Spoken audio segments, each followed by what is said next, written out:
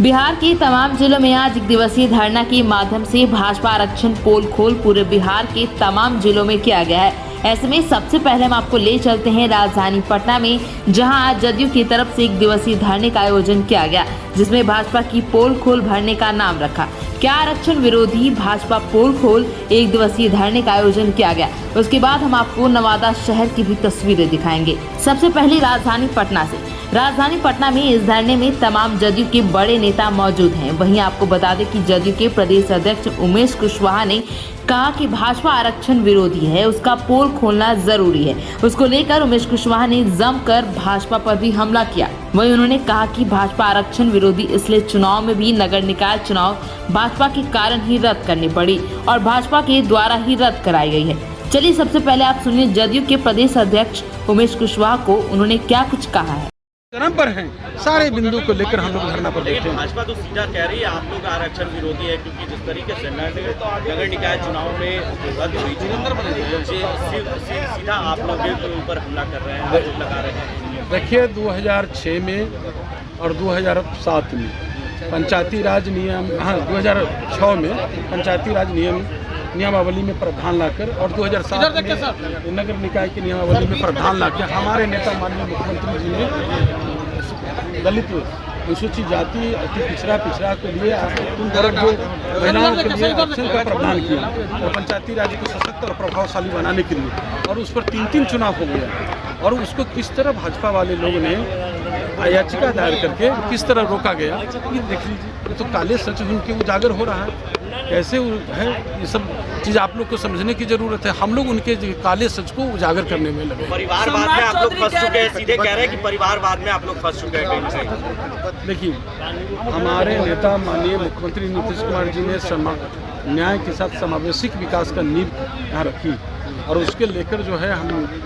चारों तरफ चौमुखी विकास किए हैं। हमारे नेता जो है अति पिछड़ा सभी समाज के वर्गों को लेके प्रतिबद्ध है उनके आरक्षण के लेकर कि सभी लोग को जो मुख्यधारा जो पिछड़ा है उसको मुख्यधारा में जोड़ने का, और हमारे नेता के रहते ये जो आरक्षण है समाप्त नहीं होगा। बीजेपी के काले सच को और उसका कुटिल चाल को बिहार की जनता ही नहीं देश की जनता जान चुकी है और उनका खेल खत्म हो गया है और वो 24 में वो उनको समझ में आ जाएगी। सत्ता कह रहे हैं कि पोल खोल जनता दल अपनी खोल रही है। अरे सम्राट चौधरी जी क्या बोलेंगे, अमर्यादी लोग हैं, उनके बातों को हम लोग उनके बयानों को हम लोग नहीं लेते, नोटिस नहीं लेते हैं। इसके साथ ही उमेश कुशवाहा ने कहा कि नीतीश कुमार आरक्षण विरोधी होते तो पंचायत में आरक्षण कैसे देते, और उन्होंने एबीसी और ओबीसी उन्हीं की सरकार में लागू हुआ। अब आपको हम ले चलते हैं नवादा शहर।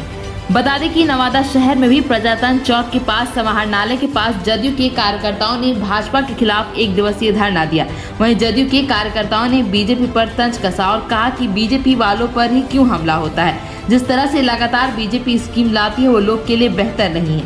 बीजेपी तानाशाही करने की कोशिश कर रही है और उन्होंने क्या कुछ कहा आप खुद ही सुनिए। और बीजेपी का जितना कार्यालय है उस पर ही आक्रमण होता है। क्यों होता है? क्योंकि आपके पार्टी का विरोध करने का सभी का अधिकार है। आप तानाशाह मत मानिए। आपका पार्टी का विरोध करना, सभी पार्टी का विरोध होता है, तो आप क्या तानाशाह है कि आपका पार्टी का विरोध नहीं करेगा? आप जब स्कीम गलत लाइएगा, आप जब देश में काम गलत कीजिएगा तो आपका विरोध होगा।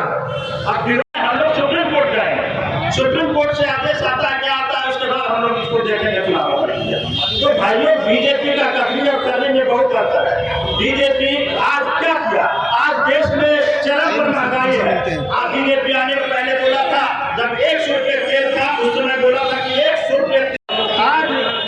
आज पुलिस विभाग में, आज जो पुलिस विभाग में है, आधा महिलाएं रोड पर देखने का चीजें सभी महिलाएं बंदूक लेके अपना ड्यूटी कर रही है। कहाँ देश में दिख रहा है? चार्ट बना हुआ सब रेट लग गया हमारे साइड में